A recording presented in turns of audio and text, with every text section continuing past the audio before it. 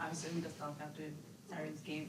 I want to ask, what have kind of been, if there has been any, the conversations with Wilfred following that game, specifically when it comes to offensive finishing? Yeah, we had a pretty detailed film session yesterday. We kind of went over all the chances, and he's still being super, I'd say, encouraging. Like we're getting the good chances. It's just a matter of finishing. And he just said in training, it starts in training. Like whenever you're in front of the goal, just make the most of it and don't take it for granted because it truly does translate to the game. So that was pretty much the message he was trying to convey. Was there anything specific that you felt wasn't working when it comes in terms of finishing? Not necessarily, but I think maybe just like the decision making in that moment can be better, whether to use like your right foot or your left foot or to aim low or aim high. But he kind of understands that each player knows what they should have done better in that moment. So he's not too much like telling them exactly what to do in front of goal, but at the same time, just saying like work on it in training. And San Jose, I know it's the team you're familiar with, but just overall, how familiar are you guys with San Jose being a West Coast team? Just what do you know about them, and what are you expecting? Yeah, obviously I know a decent amount just because I came from there, but they do have a new coach and a lot of new players, and they've been doing pretty well, I'd say, this season. So, yeah, it's going to be interesting. I think it's going to be a fun game. They seem to have a pretty dynamic attack, as do we. So, yeah, I think it's going to be exciting. Flip side to not being able to finish on the weekend, defensively, the team performed very well. Did you get feedback on that? Yeah, I mean, I think the whole season we've done pretty well defensively. Other than that one goal they scored was kind of their only chance. So, yeah, that's definitely a positive takeaway from that. But, yeah, we'd like to keep that up on the defensive side. In a much more broader conversation, the league's already seen in this short period of time 2 coaches out, another coach announcing his pending retirement from the league, players changing rosters. This is the last day of the trade deadline, and Dwan Jones is gone. Is there ever a sense of that the uncertainty brings you a certain amount of unsettling feeling about this?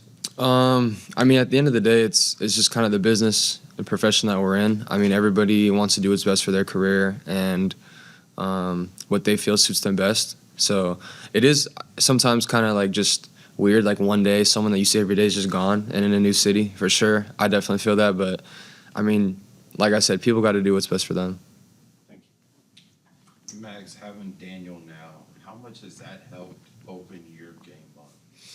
Yeah, it's still definitely early, but yeah, I think he is someone who likes to be on the ball, you know what I mean? And he draws a lot of attention, obviously. So last game, you saw him on my side, so whenever he would get the ball and drift into those wide areas, I'd kind of either make a runner behind or just take a different position. So I think it's just one of those things where, other teams obviously know who he is and know what he can do, so then it kind of gives me a little bit of the ability to fly under the radar a bit more. And not harping too much on the finishing, but when you look at the film, or when you're in the game, is it more or less like the mental aspect of the timing, or is it just like a split second, Yeah, I think it's it's like a mixture of all the different factors, but like I think for me, like for my chance against Miami, it was super fast, and it's like, do I try to chip the keeper or go low? You know what I mean? And then I chose to chip it, and then he saved it. But it's just, I mean, that's football at the end of the day. Like, you live and die by the decisions you make. They could work or they could not work. But, I mean, I've said it before. I think it's just, it would be one thing if we weren't creating any chances. That would be a different negative conversation. But we are creating the chances, so now it's just a matter of time before they start to fall. And how good as a whole, as a team, seeing the effort of limiting Messi, one of the greatest players, just pretty much making him a non-factor in that game. Mm-hmm. Yeah, definitely not an easy task, but he kind of drifted he's always kind of on the right side. So me and Malte or me and Cheba always kind of are aware of where he's at, because that, like, of anybody, that's someone you don't want to give space and time on the ball.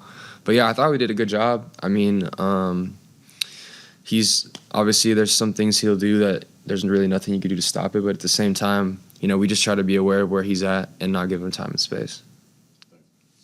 You mentioned, guy here one day, like DeJuan, gone the next day.